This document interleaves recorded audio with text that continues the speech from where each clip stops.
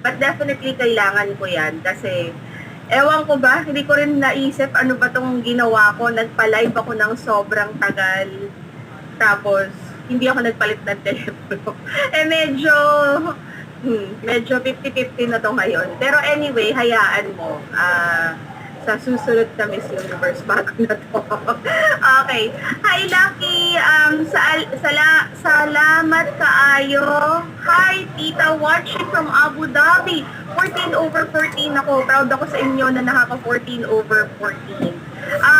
Si Max Zilog is also 14/14, praying for Chelsea na makaabot man lang ng 5th placement and me passing the CHRA exam. Of course, if you prepare for it at magdadasal ka at destiny mo yan talagang mangyayari. Kamusta ka, John Delgado, na nasa